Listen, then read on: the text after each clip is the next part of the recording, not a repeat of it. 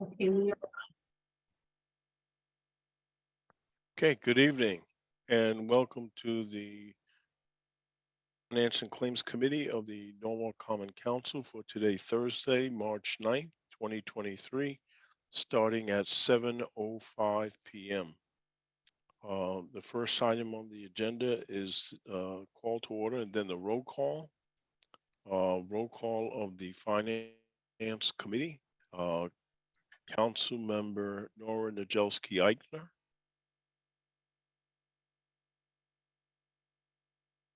present. Thank you. Councilmember John Kides, Here. Councilmember Brian Meeks, Here. and Councilmember Greg Burnett. And so we have a quorum. Moving on to participation. Did not receive any written submitted emails for tonight's meeting.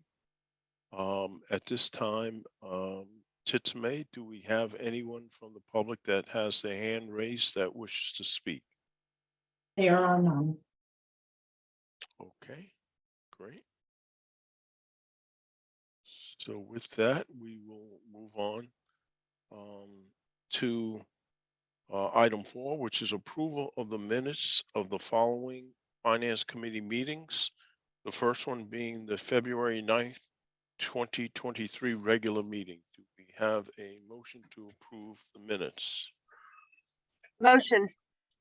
Thank you. Councilmember Nora Najelski-Eichner moves the minutes. Any additions, deletions, or corrections? I think I saw one on the very first page, which is just a typo correction. For tax assessor, the word assessor should be spelled ASSESSOR.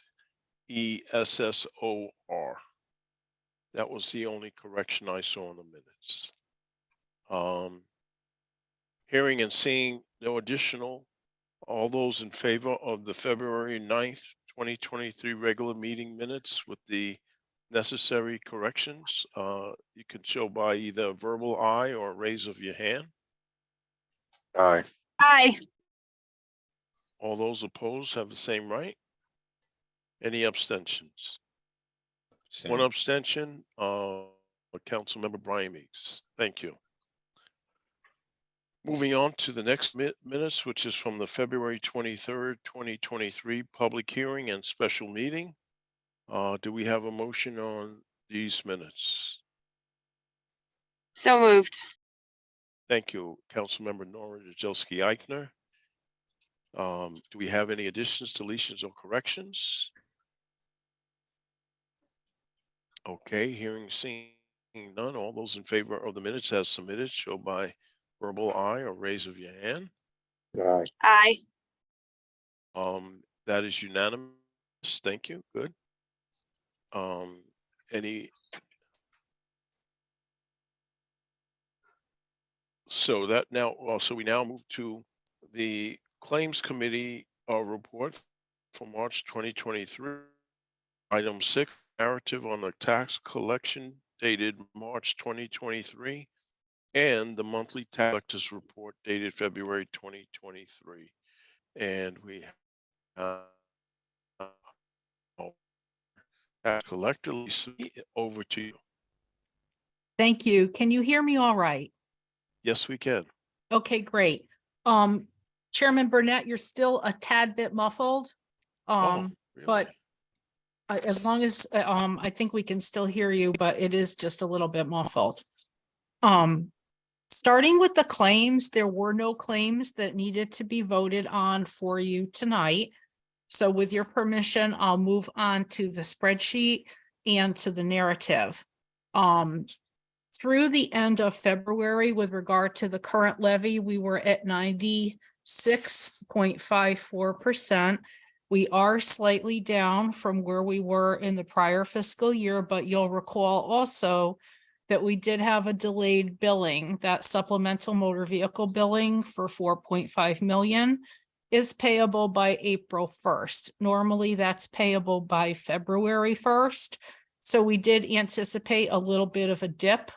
I'm not concerned about it. The payments have been coming in all right. The only real repercussion from that late mailing and also from our computer software conversion is our spring schedule is going to be a little bit delayed. Normally at this time of year, we're already filing our liens.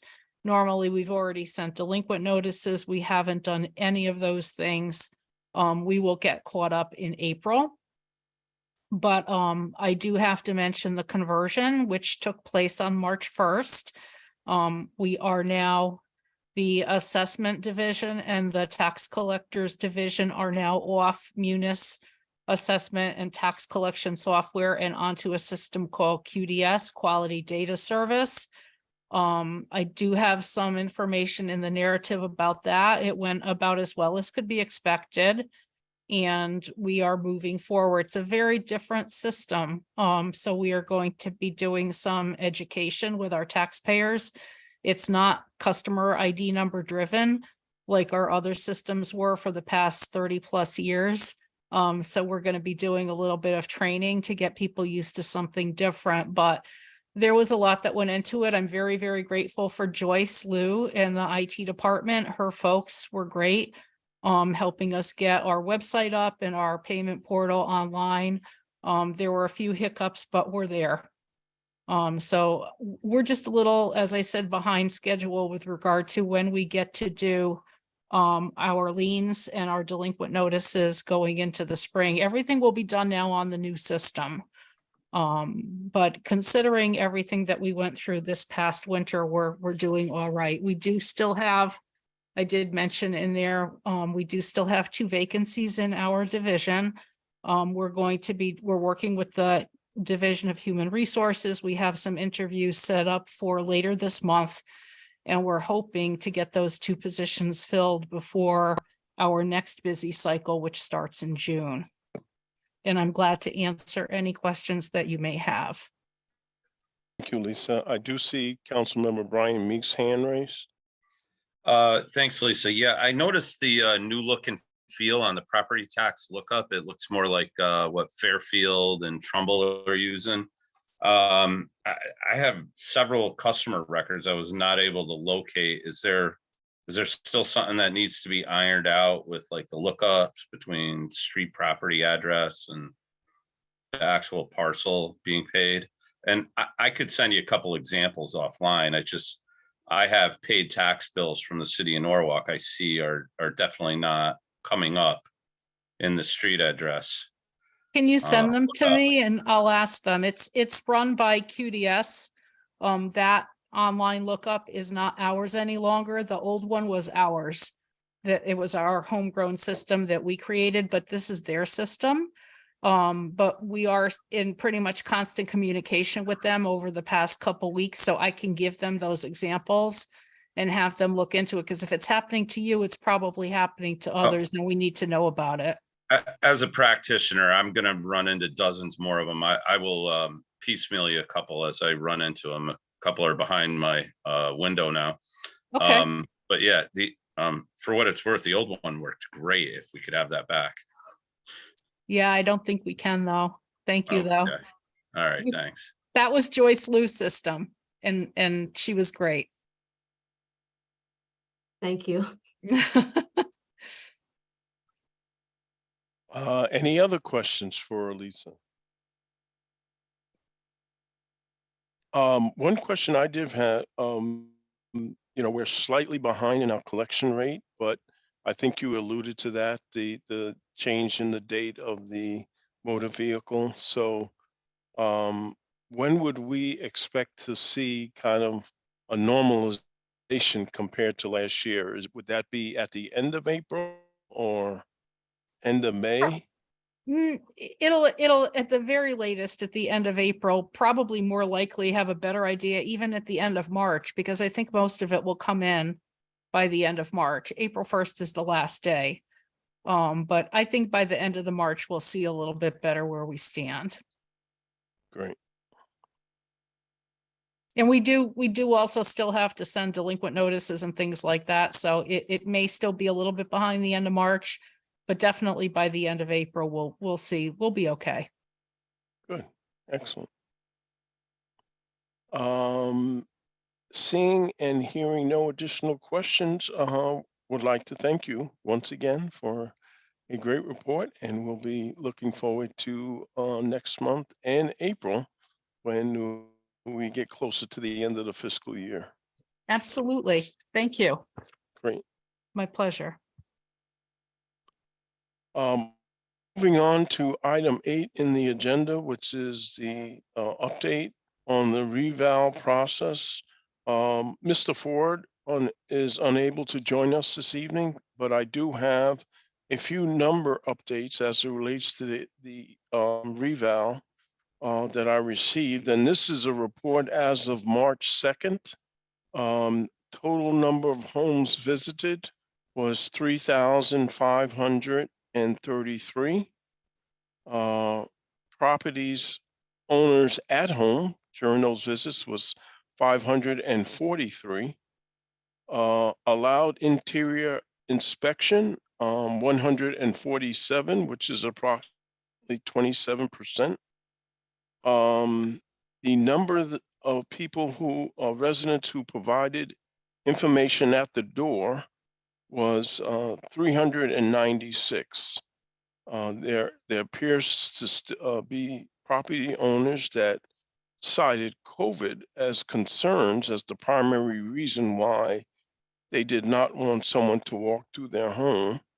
Most were fine providing the information at the door and allowed the inspectors to walk around the residence to verify the measurements. So we are still capturing data from that standpoint. The other point that was mentioned is that at this point in the reval, they're focusing on visiting condominiums. Usually that is their approach during the winter months.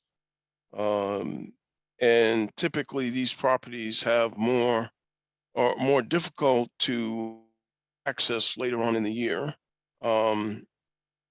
So that is the current focus. Letters will be sent to property owners who were not at home to schedule an appointment for an interior inspection. And this will increase the entry rate as we continue to make visits.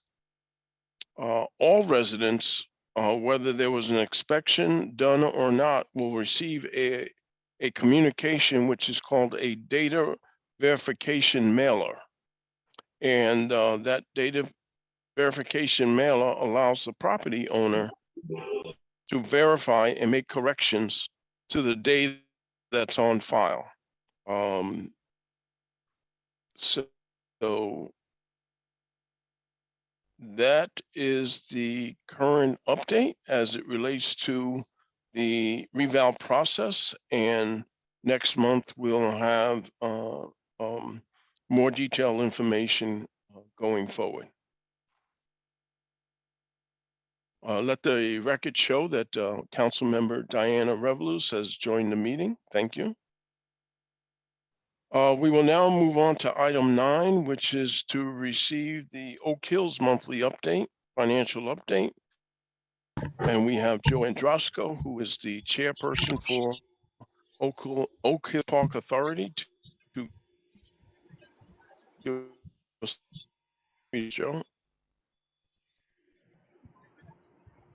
I'm having a little trouble hearing that last part, but I think you just handed it off to me. So thank you. I'll just begin. Yes, I did. Am I still not clear? Am I still breaking up? You go quiet for maybe 5 seconds at a time, and I think those 5 seconds were critical to. But I think it'll work. It was critical to your introduction. Right, exactly. Yes. Yeah. No, happy to be here. Thanks for having me, and thanks for putting in the long hours tonight and last night and throughout the year. So wintertime at a golf course, not much happening operationally, financially. It has been relatively mild, so we've been getting good rounds and good play. And it's hard to believe, but spring is right around the corner. So it's kind of a milestone when we're opening play back up on tee boxes and greens. And that's a couple of weeks away. It's going to start up again, and we're going to start generating revenue. We were only down to about $450,000 in cash.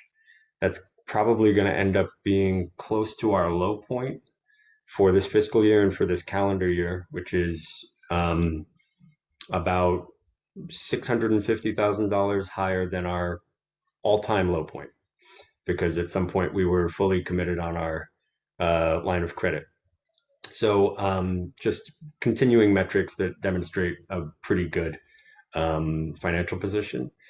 The only weakness that we're seeing so far that we like to look at early in the season that could potentially indicate a downturn in the golf market is ID cards. I can't remember the exact price, but a little over $100, and you get a discount on each round that are available to Norwalk residents. Those sales are down a little bit versus prior years and versus budget. But we expect that they'll pick up again. And our season passes, which we capped at 50, we've sold 44 of them. And the incremental are not expected to be very many. So we think we've kind of got that market right. We were intending to only sell 50. We sold 44. Would we like to sell the other 6? Sure. But we think we're kind of getting the price and the demand pretty much in the right spot. So, but the kind of weaknesses there versus projections are indicative of a potential slowdown. What's not indicative of a potential slowdown is that February rounds were good and January rounds were pretty good. So we're getting people on the course even in the wintertime, and that's largely because of nice temperatures. So temperatures are only going to go up as we go into spring and summer. So these two things kind of give contraindications. But we shall see exactly how the market responds in 2023. That's kind of the business and kind of where we are in the business update. I think the thing that's on most people's minds when they think of Oak Hills is our food and beverage service and the contract negotiations that we're actively going through there. We are still going through contract negotiations. We're very close to a final answer. I will, kind of give for the first time an indication of where those are going, which in just a very high level, but it is a little bit of a different agreement. It had been a license fee, a quarterly license fee based on a % of gross revenue. And we're moving that into a more standard monthly license fee, monthly license fee. A lot of the stipulations of the contract are sticking around that make it more akin to a license agreement than a standard lease, like rights to termination. So an out clause early for the vendor, and also if the vendor is in default of any of the clauses, Oak Hills will retain a termination right, which is I think in the old it was 60. We're kind of still 60 days. We're still figuring out exactly where that's going to be. We expect to be done with this contract fairly soon, and be able to pass that draft over to this committee and to the mayor's office for review, and to kind of go through the remaining steps.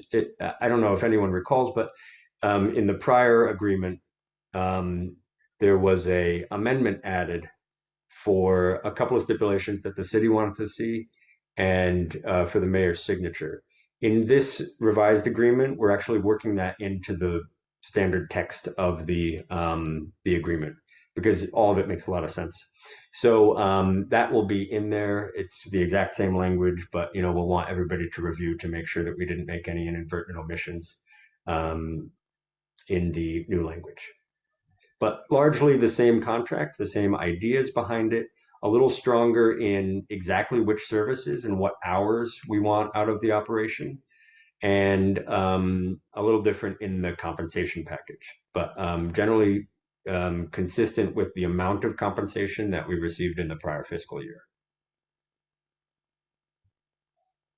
Oh, one thing I'd be remiss not to mention is that there were some arrears from the prior agreement, which are handled in the new agreement as a monthly installment payment plan. So we are contemplating that, and we are taking steps to make sure that we are made whole on all of the arrears to date. Great, thank you, Joe. Is there a anticipated open date? The anticipated open date for the restaurant is still St. Patrick's Day. So next Friday, not this coming Friday, but the next Friday. And it's kind of a soft open. It won't be fully operational until April, but that is kind of their kickoff event. Yeah, so that's the expectation at this point. Great, thank you. Any questions for Oak Hills?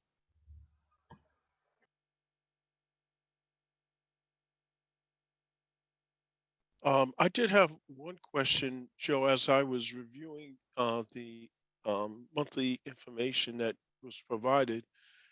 There was mention that the expenses was down because a couple of understaffing positions. Are you planning to carry those positions forward? It was, the audio wasn't great, but I think it was our expenses are down due to low staffing. And are we expecting to have those staff budgeted next fiscal year, or are we planning to release that Correct. staff? Yes. Yeah, we are planning to have that staff. Effectively, we've been running without a general manager, which was budgeted for. We do intend to have a general manager hired in the coming months, but that hasn't been something that we've had an expense for some time now. Very good. Thank you. Thank you, everybody. Okay. See you next month. That moves us on to item 10. And apologies for my audio. I'm not sure why it's breaking up, but item 10 reads as follows.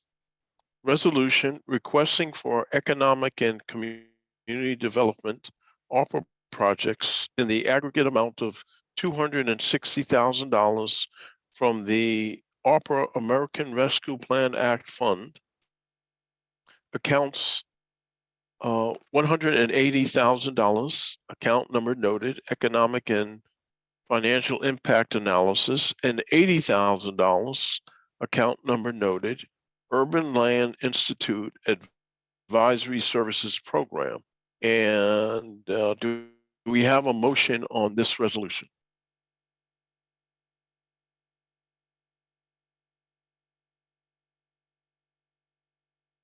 Hello, anyone there?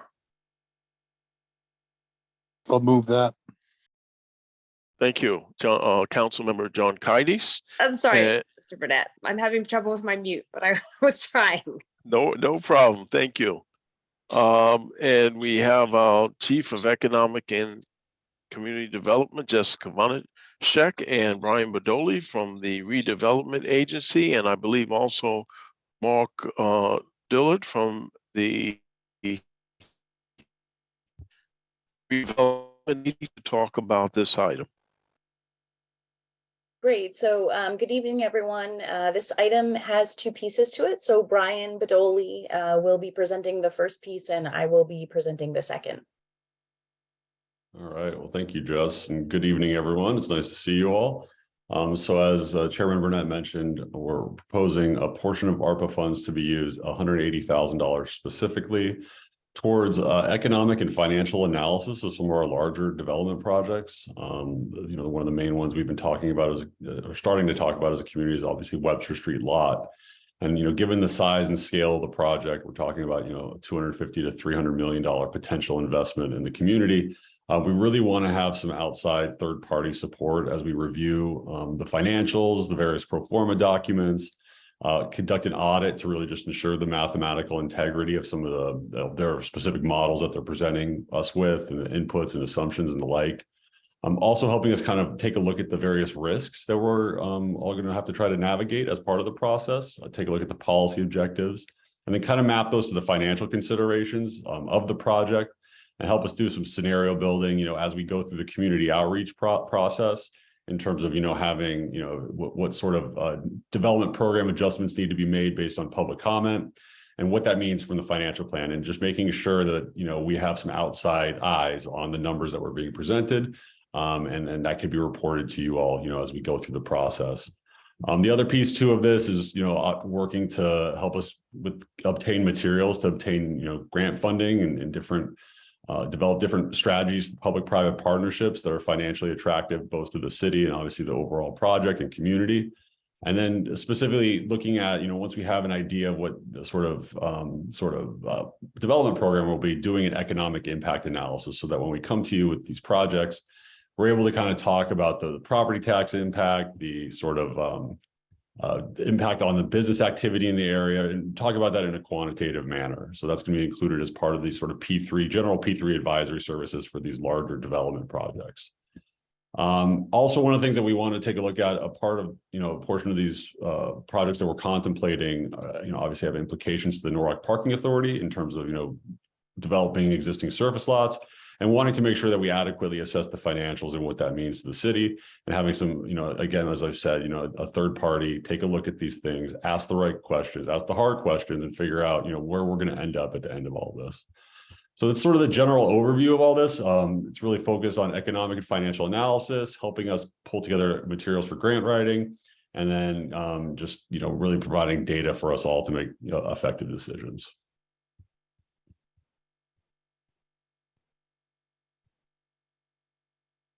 Great. Thank you, Brian. Any questions or comments related to the economic and financial impact analysis?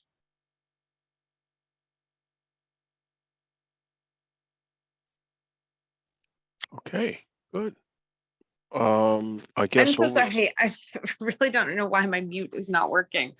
I just wanted to very briefly, Brian, I was reading an interesting article.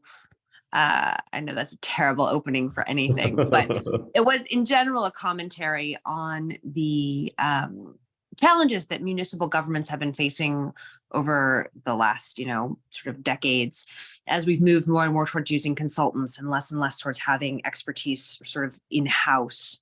And so it did sort of prompt a question. I mean, this obviously sounds like an excellent set of resources and studies and information we need, but what is your process for then making sure that these kinds of outside studies become internalized, have sort of become part of the muscle memory of the redevelopment agency, are not sort of one-time things that don't kind of build overall long-term staff capacity? Yeah, definitely. So, this is my background. So we obviously have an element of capacity internal to the organization for us to ground truth some of these assumptions and have the right conversations and work with them to ask the right questions. So I think there is capacity there. I think when we get to the point of scale, that's where it becomes the issue. So I think wanting to make sure when we're looking at larger scale developments, wanting to have some expertise that has widespread national national experience looking at development projects around the US, or things, when you get a consultant, I look at it as, they're a tool in the toolbox, not necessarily the box itself. So I think in order to, to have that capacity and to call upon that, I think is very important for projects of this scale. And I think also from a liability perspective, I think it's very important for to have multiple set of eyes on, the $250 to $300 million potential investment in the community. So I think it's really just a time, manner, place equation in terms of how I look at consultants versus, doing things in-house. I think, you could look at it as, it's sometimes another analogy I guess I could make is sometimes it's easy to, tile a kitchen, but would you want to sort of renovate your entire house and put a new roof on it? I think would be the corollary here. Excellent. So you really feel like this is a good example of supplementing things. You wouldn't need someone with this kind of expertise all the time. Yes. But this is, is valuable for these projects that come up in sort of more limited circumstances. Okay, great. Well, thank you. I Absolutely. really appreciate it. It seems no like a problem. great and wise investment, as you said, given the magnitude of these projects. So thank you.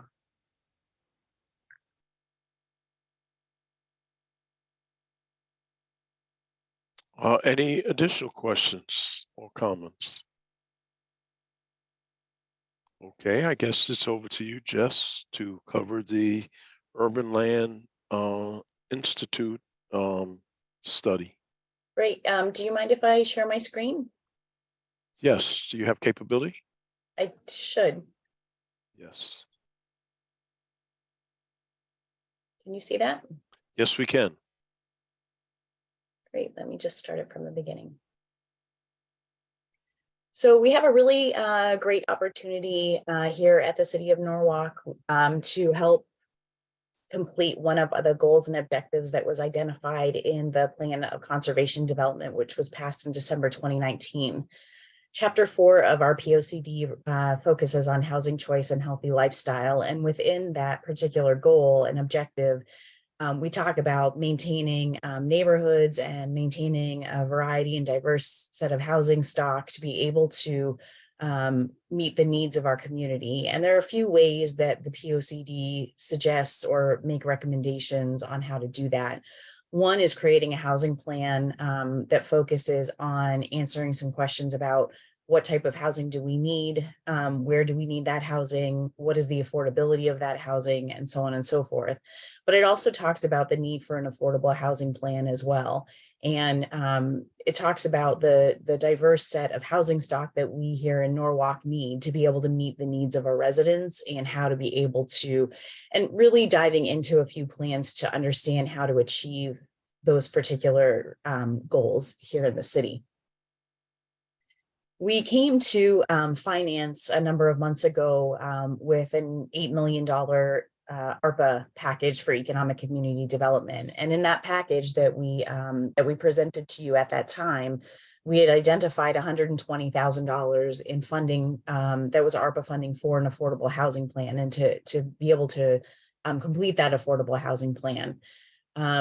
We were delayed in being able to move forward a contract, not because of our own doing, but because the state had actually appointed a Connecticut's Future Affordable Housing Working Group. And that working group has been meeting over the last number of months to be able to put together a set of recommendations. And they put together a final report, and Lamont Daniels actually sits on that particular working group. They put together a final report where the final report offers 27 recommendations on what should be included in an affordable plan. So we have actually revised the scope with the vendor that is the preferred vendor, AKRF. We revised that scope about 3 times to be able to include the 27 recommendations that are coming out of the state. But one of the things that we realized when we were planning to do the affordable housing plan and going through that process and building out the RFP and interviewing the vendor and choosing a preferred vendor was that we realized that we really needed to go back to the POCD and look at the goals and objectives and really address it from a housing plan standpoint and a citywide standpoint, and figure out sort of what we need for housing overall and how the affordable housing plan actually fits into that larger housing universe conversation. And so that relates to the ask and the request that's in front of you today, which is a request for $80,000 in ARPA funding to be able to hold a 3-day workshop called an advisory services program that would be hosted by the Urban Land Institute. The Urban Land Institute is a group that Brian and I have worked with in the past. They're actually a nonprofit, and they have 45,000 members that are nationwide. They focus on land use and real estate challenges, and they've worked with over 800 communities to do these types of workshops. They actually come into the community and spend 3 days here. They interview at least 20 different stakeholders on the topic at hand and the problem statement at hand. And they will develop a presentation and a report that they'll deliver to us within a number of weeks. You know, it's a really unique exercise because it provides an independent, objective look at what we're trying to achieve here in the city. And we feel like the two of these pieces go hand in hand with one another, and they're complementary to one another. It may be a question of why do we think that the Urban Land Institute is the right group to be able to work with us on the particular housing plan or housing framing exercise. And I would say that based on their unique makeup and unique composition of the 45,000 land use and real estate experts across the state, they actually end up bringing in 3 to 5 national housing experts who do the interviews with the 20 stakeholders. And those 3 to 5 national experts research all of the information that we're able to give them based on housing here in the city of Norwalk. And that's what that's how they develop their presentation and their actual report to us. It takes about 5 to 6 months to complete, although the actual advisory services program is 3 days. They'll give the report to us within a couple weeks after that. It's a really unique time to be able to think of how to use the ARPA funding. And of course, we've seen a lot of development in the city, and we really want to be mindful and be sure that we're working with developers in the best way possible to meet the need of the community. And we feel like this is a really important initiative, and that if we're advancing the affordable housing plan with the $120,000, that it's a good time to be able to focus on the housing plan, which is identified in that POCD chapter as well. So we did actually receive approval for the $80,000 and the sole source procurement for the Urban Land Institute. We did that last month actually wasn't last month. It was only just a couple of days ago, even March the 2nd. But we did go through the Economic Community Committee to be able to seek approval from that particular group. And we wanted to bring it forward to you today to be able to request the same approval and action to be able to move it to the Common Council floor, not only for the $80,000, but also the sole source procurement. From the AKRF standpoint, that's not an item that is on your agenda as the Finance Committee tonight. We actually took that forward through Economic Community Development on March the 2nd to be able to contract with AKRF. So just wanted to be able to give you an update on the affordable housing plan, because these two are so closely knit together and so complementary and so important to one another, that we want to make sure that we wanted to provide you with that update as well.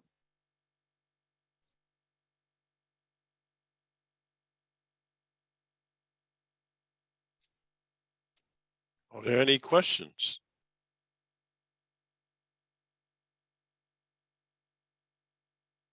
I see Council Member Brian Meeks. Thank you. So it's I may have misread this. It's a 3 or 3 to 5 day engagement. You didn't misread it. I didn't do a great job of explaining it, is really what happened. It is 3 to 5 national experts that come into the city of Norwalk, and they spend 3 days with us here in the city of Norwalk. They take a bunch of background and research before they actually arrive.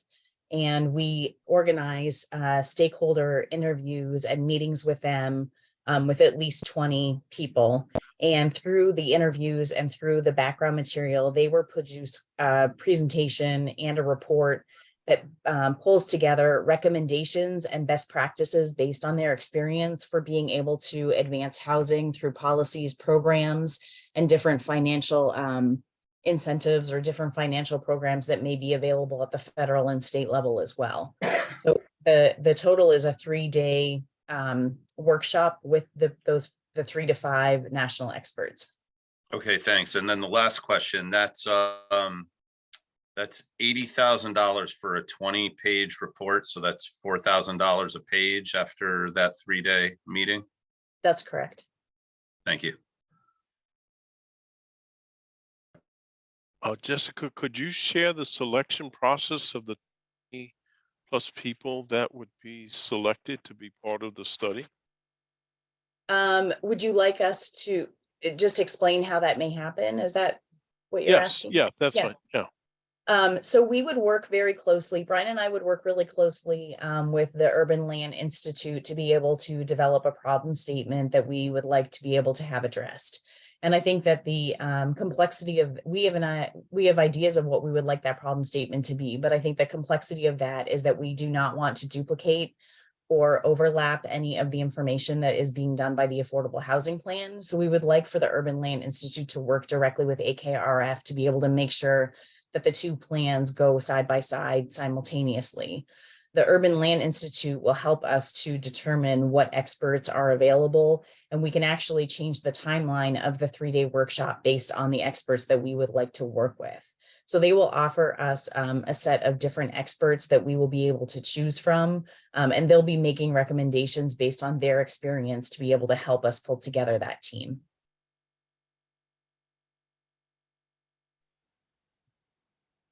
Thank you. Councilmember Nora Nadelski Eichner.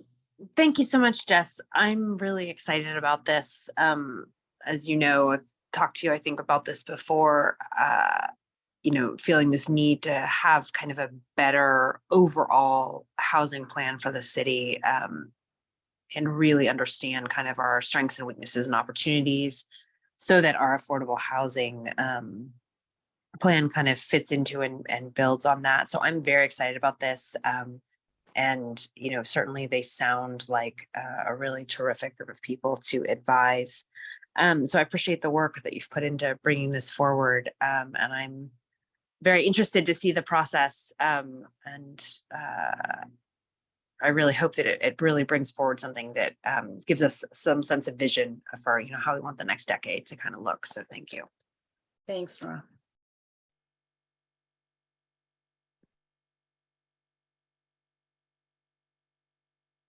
Great.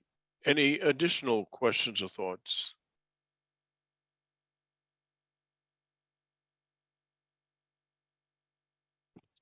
Okay. Hearing and seeing none.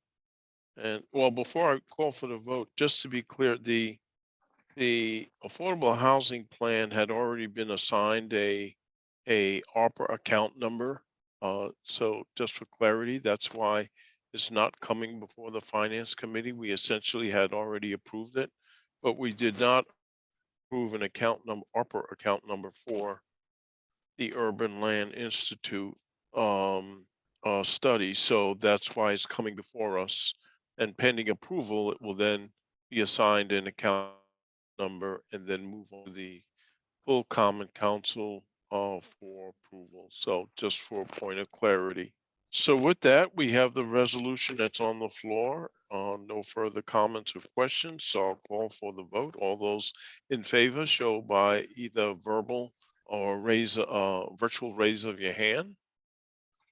I see Aye. Nora, John, Ed Camacho, Diana. Yes. Okay, all those opposed have the same right. I see Councilmember Brian Meeks. Thank you. Any abstentions? So the resolution passed, and we will move this on to the next Common Council meeting, which will be Tuesday, March 14th for final approval. Thank you. Thanks for all Okay. the support, everyone. Take care. Thank you. Moving on to item 11, which reads as follows: authorize the mayor, Harry W. Rilling, to execute all agreements and other documents necessary to transition from its current legal document management provider, World Docs, to acquire company Net Documents. Year one, $7,900.92. Year two, $6,581.47. And year three, $8,814.96. Account number noted. Do we have a motion on this item? Councilmember Ed Camacho, thank you.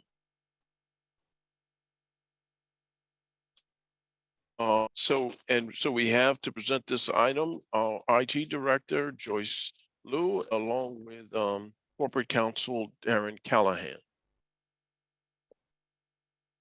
Thank you everyone for the evening.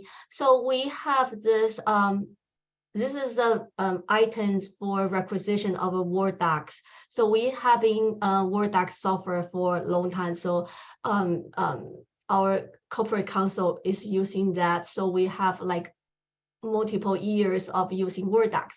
And just this just this year, they are notified us they got a acquisition of by the network document net documents, and the support of this software of Word docs in end of September this year. So we work together with our corporate counsel, then we go through all the documents and we work with the, so this purchase is just to transfer the existing amount we are paying for now Word docs into net document. So you can see that a supporting document there is a 3-year contract. Since we are signing the 3-year contract, they kind of give us kind of huge discount in the first year, and the second year then ease into the final 3rd year. So the first year we are going to pay around $3,480 for the conversion for the migration and adding together to the first year. Then the second year will be a little bit discount, and the 3rd year. Darren, so we're here for any question. Darren, you might join us to answer any question for this software. Yeah, thank you, Joyce. Yes, that's absolutely accurate.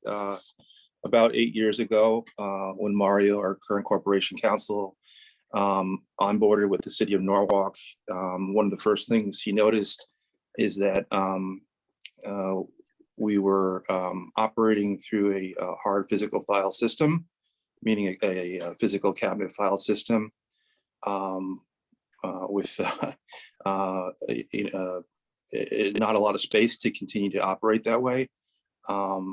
At that time and currently, the process for managing documents for law firms, whether in-house or in private firms, is predominantly through a combination of hard file system, but centrally through a software-based document management system.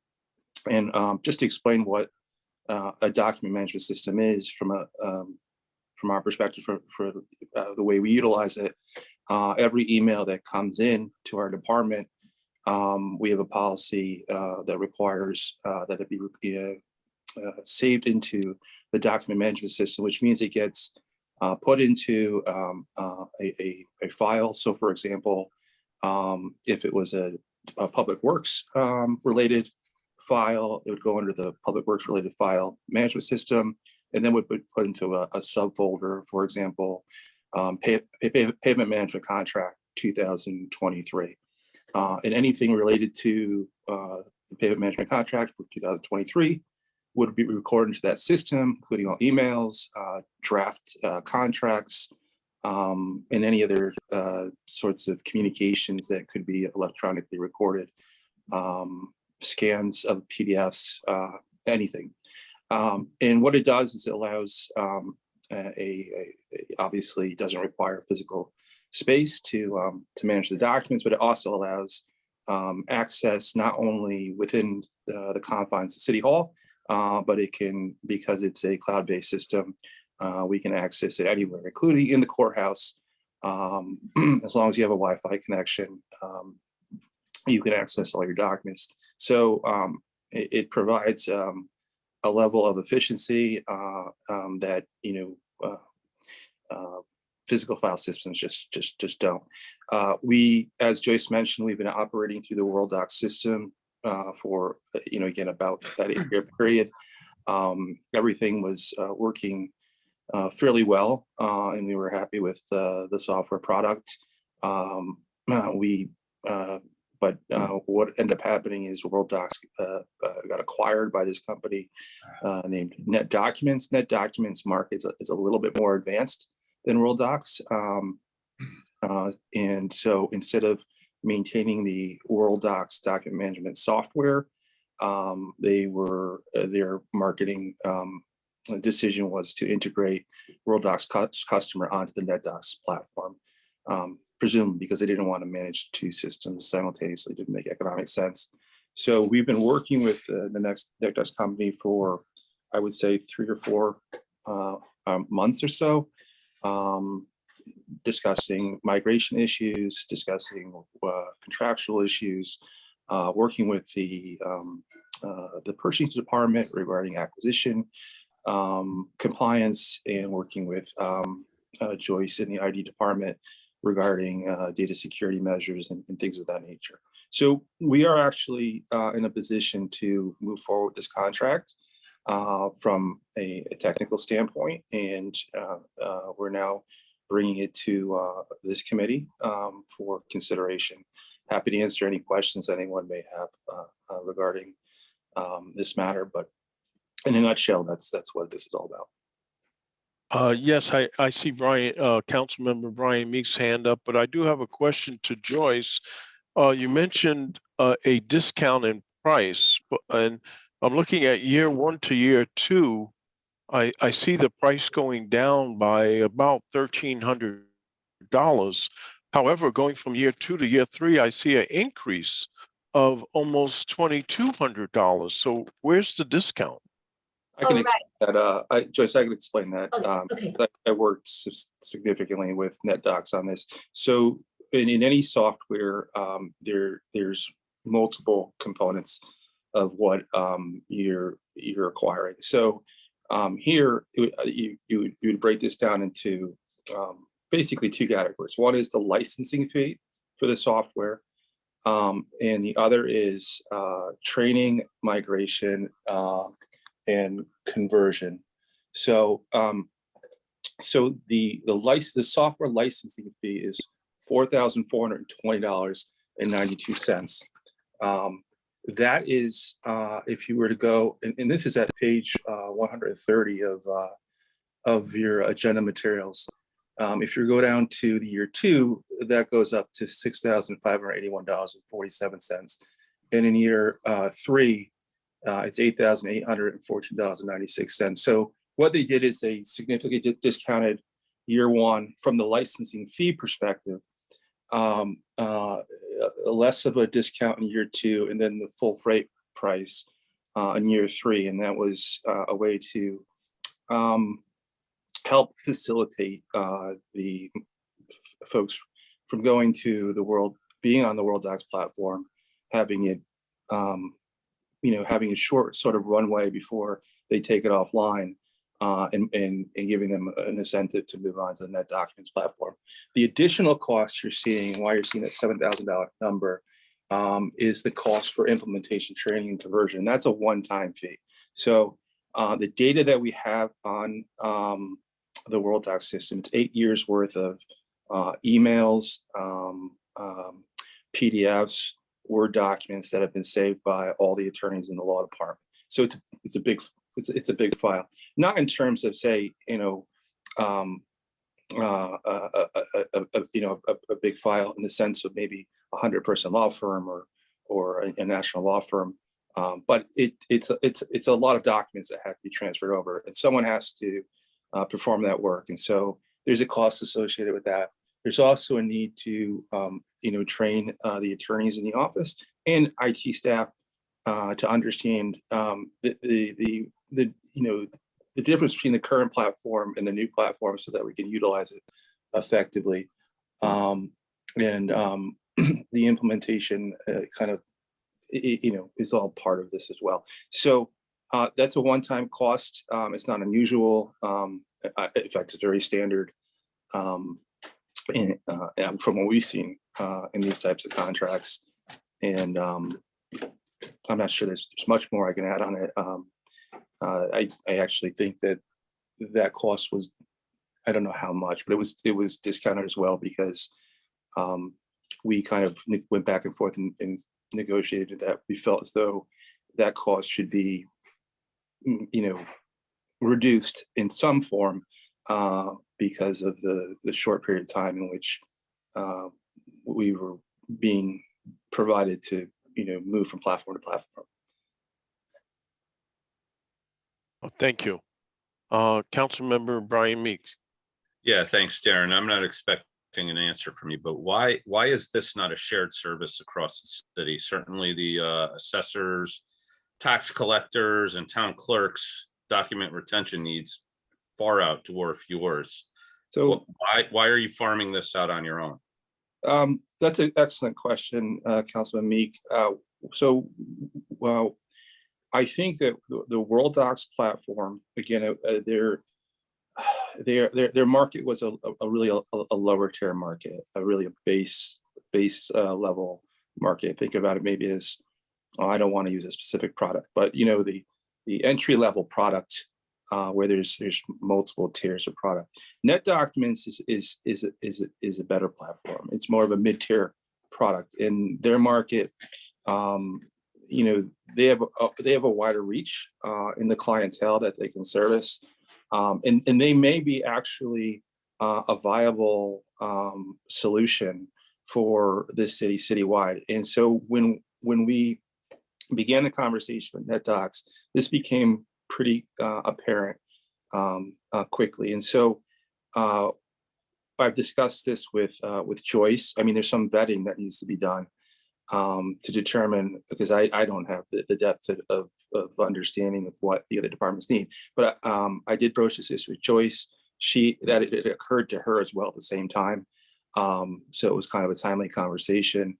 I've also been in conversations with our chief of public works, who is looking at bringing a more robust virtual or electronic management system online for that department as well. So there is kind of this inertia towards moving this as a citywide initiative, more in the beginning stages. And NetDocuments may be the correct solution for the city, but I think that's a larger sort of conversation and requires quite a bit more vetting to make sure that that's the case.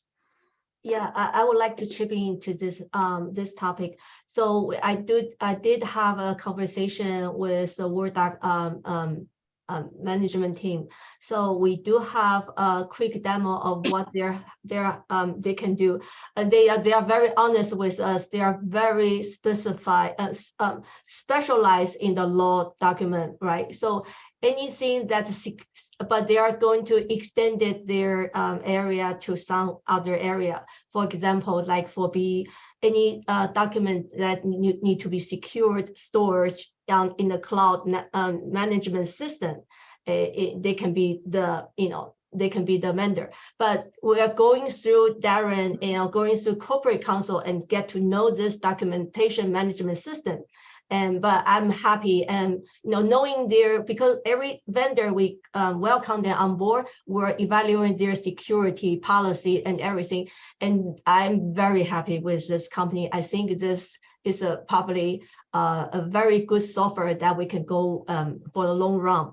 So after Darren, they make this transaction, we are going to bring to other departments' attention about it, and we can start the conversation with all the security document as a repository, documentation management throughout the city hall. So we do have that income in our plan. It's just we want to make sure corporate counsel is on put on the good step and getting in the software, and then we get to know the team to see if they can be our forever home for the future for all the documents that's throughout the citywide. Yeah, I should just add quickly, just to get to Councilman Meek's question on timing. Our WorldDocs software system will be taken offline, I believe August 1st.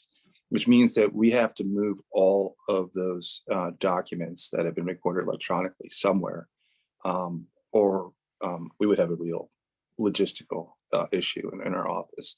So there was an urgent need to move that matter, prioritize it ahead of the larger question, which is the overall document management of the city.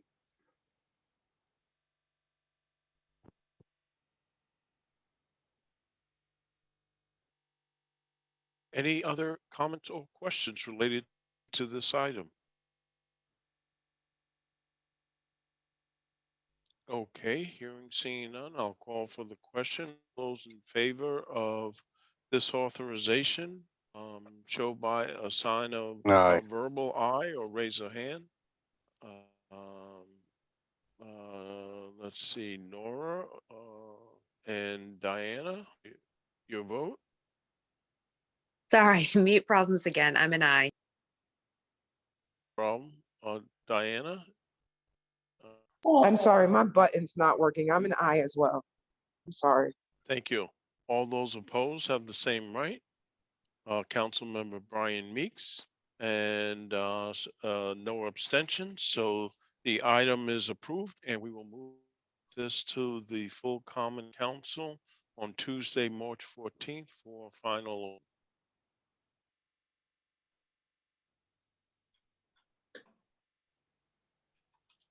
Okay.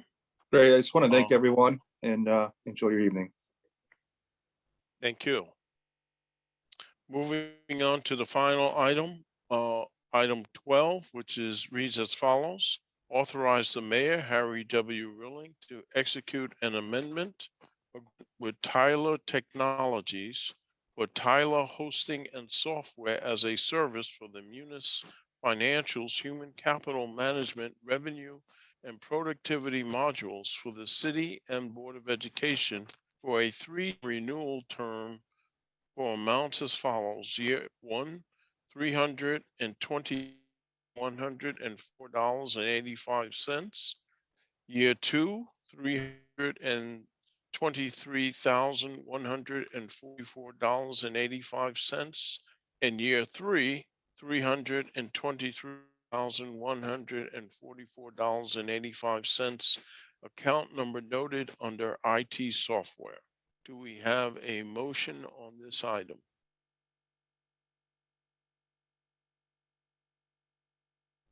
Councilmember Ed Camacho, thank you.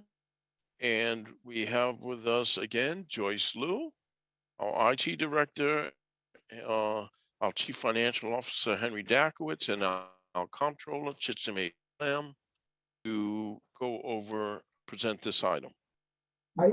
I'll start, but I think Joyce has more of the details. As most of you know, Munis is our ERP system, the enterprise resource system that some people have described ERP systems as a central nervous system of an organization.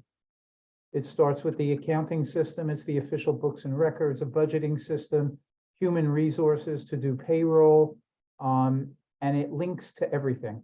So we may have individual computer systems in individual departments, but they generate information that has to get loaded into Munis so that we can aggregate everything, pay bills, record revenues, and prepare financial statements and all these budget documents.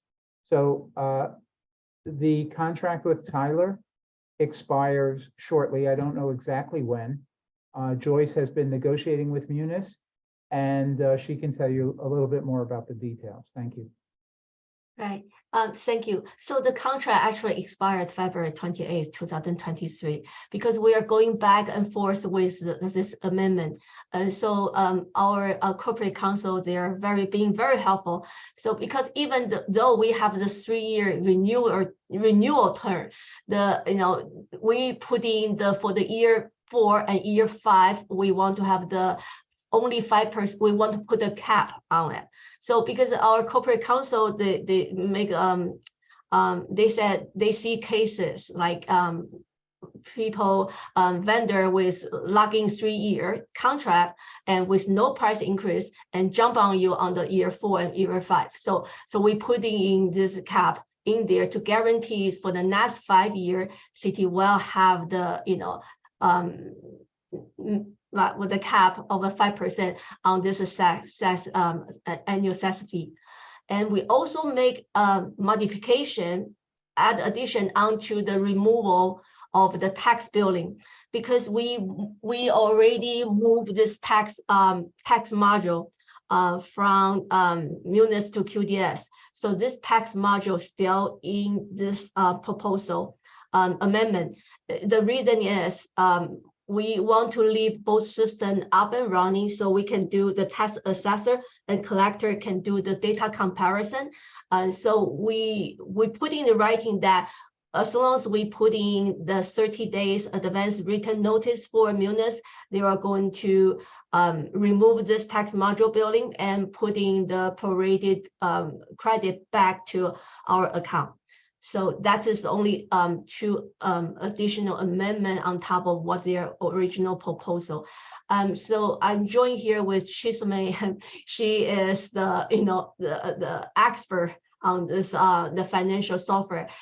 Their team is doing that every day. I also want to add in this amount is covering more than 200 users, Board of Education and city. So that is, but city is paying for this software. That's what, yeah. And like Henry said, it's a backbone of our, financial system. We rely on that. We rely on this system, and you can see on the page with page number. Let me see. Yeah, on the page. You can see all this module is covering by this software. So that is currently the module we are going to have. We are currently using right now. And if we are removing the $31,000 out from this the tax module, the fee will drop down into under $300,000 next year.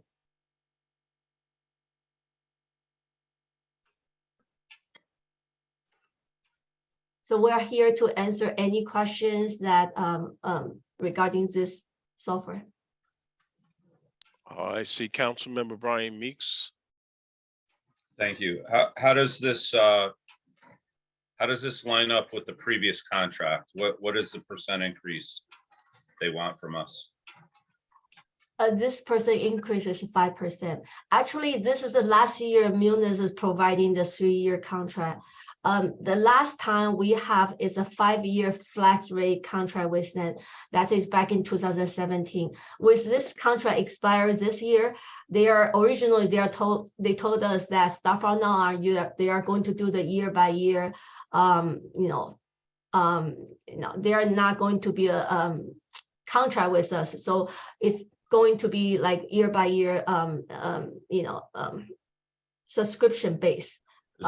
Is that because of move to the cloud, or we're still running this on bare metal inside 125? Oh, no. This is already back in 2017. We moved to cloud already. That's the cost of this software jump at 2017. Yeah, everything's in the cloud. So my last question is, realizing Tyler's a big company, and maybe I'm talking about the garden department versus the automotive department, but seeing how bad they botched our last reval in 2018, did we ever get any recompense for that? They're just going to charge us 5% more for this contract, and we're just going to keep going with them? Harry, maybe you can chip into this. Yeah. Brian, could you be specific about Munis botching the reval? Not Munis. Didn't we hire Tyler in 2018 to do the reval, right? It's two different divisions of a very big corporation. Understood. As you know, when we hired revaluation experts for this October 1st coming forward, we did not hire Tyler because we were not satisfied with the work they did 5 years ago. But it's hard to penalize the software side for problems we had on the reval side. That's an interesting position, Henry. We'll have to debate that someday. That's fine. Thank you.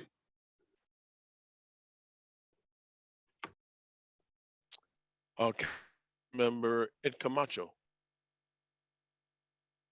I thought I heard you say that we're going to be phasing out Munis. Is that right? That we're going to be phasing it out, or was that something I heard?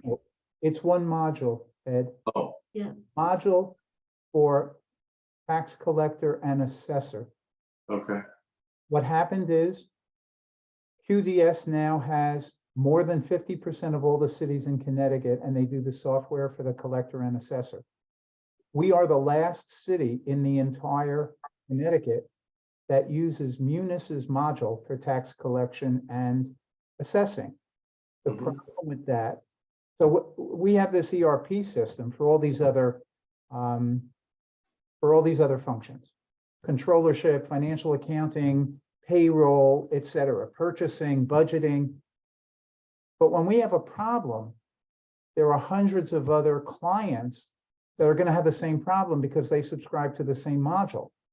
So when we identify something, they have a very big incentive to solve and address those issues.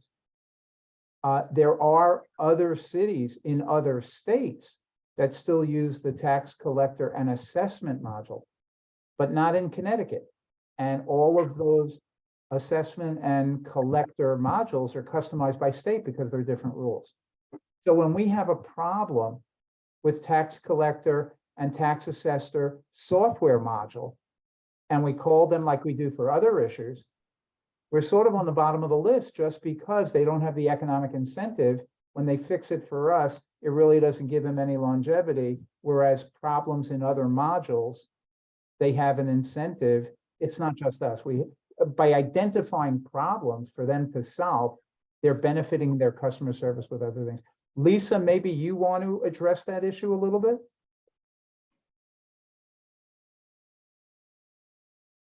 I'm back. Yeah, exactly the way Henry described it. Towards the end of our relationship with Munis from the tax collector and assessment perspective, the customer service was basically almost nil. We went out to bid in 2001. At the time, we had a homegrown software system for assessment and collection. And at the time, there were 3 or 4 different software companies out there that bid, and Munis was the best one. And we signed on with Munis, and we were with them from 2001 until last month. When we started out with them, they were phenomenal. They did a lot of things for us that we weren't able to do. And they were frankly part of why our collection rate has always been so high, because we were able to do statement billing. We were able to bill our sewer use on our real estate bill and a lot of things that other towns never were able to do. Going forward, I don't know how things are going to be. The bills are going to look different. A lot of things are going to be very different, but we almost had no choice. We just didn't have the customer support, but just about everybody in Connecticut, it seems, uses Munis for accounting, for their financials, for their budget preparation and things like that. So it's an entirely different customer service team at Munis that responds to issues. And as Henry said, they have a financial incentive to respond to their customers for these other modules, the HR module, the finance module, the accounting module. And we tried everything. We tried letters to their chairman. We tried all kinds of things over the course of the past 11 to 12 months. And, really nothing helped. And it's really too bad, but that's where we are. I would just add that the assessor and collector offices, while we're going through this whole budget process, they did the Munis upgrade and then they did the conversion to QDS all in the last 6 months. And it's just remarkable that they were able to keep everything together. The other point I would make, I've been involved personally in changing ERP systems in large counties. It probably takes 2 to 3 years, a ton of money, and it never goes smoothly. There are lots of problems.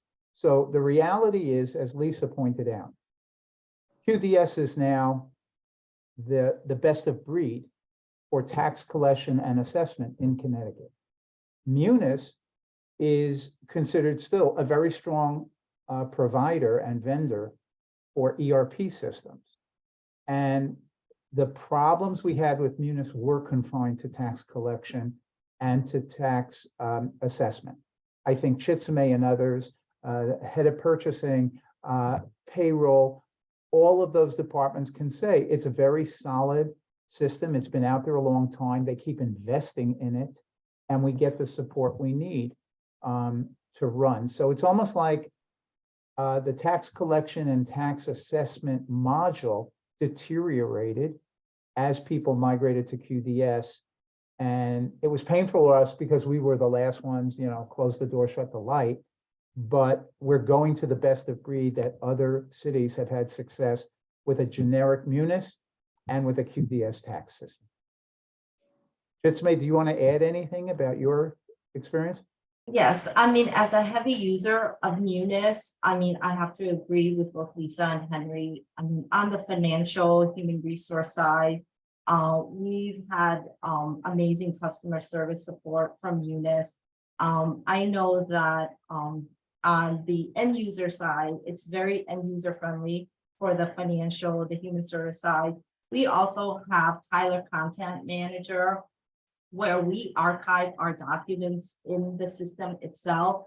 And that not only archive our financial documents for our auditors, it also archive employee payroll advices, so their W-2 information in there. And we also use the portal for health benefit open enrollment each year. So there are a lot of, I think, features that are useful and utilized for the different departments that we see, both for the city and for the Board of Ed.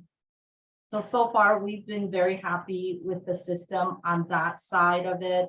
Also, Munis has this, we call it 3 environments that they offer to us: the production environment, training environment, and the testing environment. This is a really good tool and resource that we use for training our employee to how to use the system.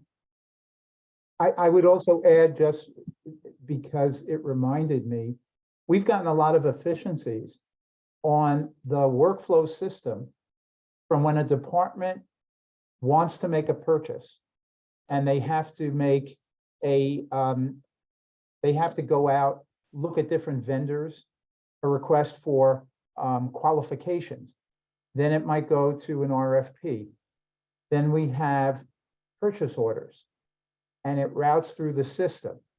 Then when the invoices come against the purchase orders, there's a whole lot of documentation that has to support that when Shitsume's accounts payable group gets that.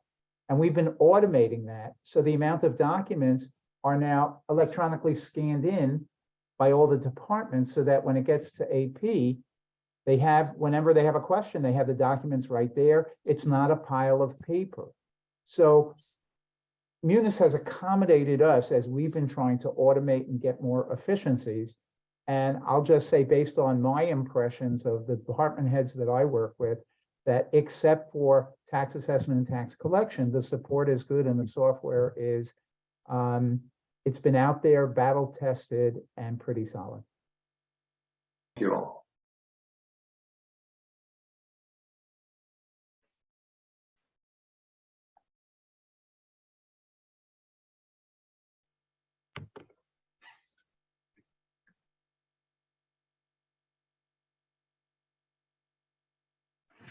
Greg, we can't hear you. You still have your hand raised? Do you have another follow-up question?